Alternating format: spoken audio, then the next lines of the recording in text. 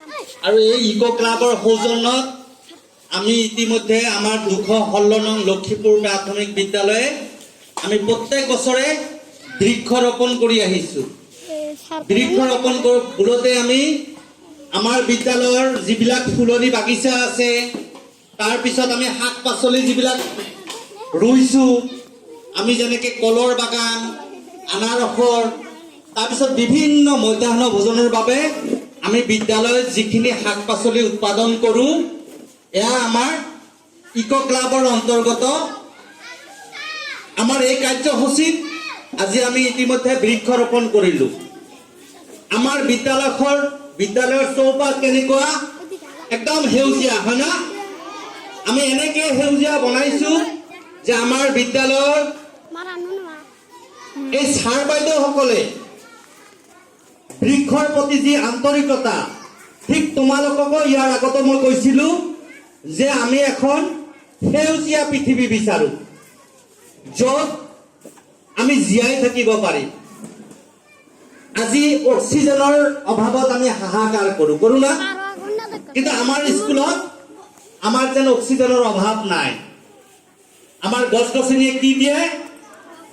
আমাক oxygen gas দিয়ে, হয় না? আৰু এই অক্সিজেনৰ সহায়ত আমি জীয়াই থাকিব পাৰোঁ। গতিকে আমাৰ বিদ্যালয়ত ইমান প্ৰচুৰ পৰিমাণে আমি গছ প্ৰত্যেক বছৰে ৰুওঁ। এই বহাগ, জেঠ, আহাৰ, শাওণ এইকেইটা মাহত আমি প্ৰচুৰ পৰিমাণে গছ ৰুই আমাৰ বিদ্যালয়খন এনেকুৱা বনাইছোঁ যে আমি একেবাৰে সেউজীয়া বনাই পেলাইছোঁ। গতিকে আমি তোমালোকৰ প্ৰত্যেকজন ছাত্ৰ ছাত্ৰী কি কৰিবা, নিজৰ ঘৰখনত যদি এটাকে গছ প্ৰত্যেক বছৰে ৰুৱা, অকল গছ ৰুলে নহ'ব, গছটোৰ প্ৰতিপালন কৰিব লাগিব। গছ বহুত ৰুৱা যায়, কিন্তু যেনেকৈ আমি জীয়াই থাকিবলৈ আহাৰৰ প্ৰয়োজন, ঠিক গছতো আমাৰ প্ৰতিপালনৰ প্ৰয়োজন আছে।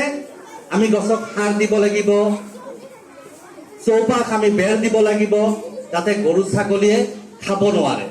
আৰু আজি এই আমাৰ ইকো ক্লাবৰ জৰিয়তে আমি প্ৰত্যেক বছৰে এনেকুৱা কৰি আমি গছ ৰুই আমি আমাৰ বিদ্যালয়খন যেনেকৈ সেউজীয়া বনাইছোঁ, ঠিক আমি প্ৰত্যেকজন ছাত্ৰ ছাত্ৰী কি কৰিব লাগিব, নিজৰ ঘৰখন সেউজীয়া বনাব লাগিব।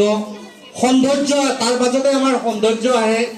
গছৰ পৰা ফল মূল পাওঁ, কাঠ পাওঁ, খৰি পাওঁ, কাঠেৰে ফাৰ্নিচাৰ বনাওঁ, খৰিৰে আমি কি কৰোঁ, ৰন্ধা বঢ়া কাৰ্যত আমি ব্যৱহাৰ কৰোঁ।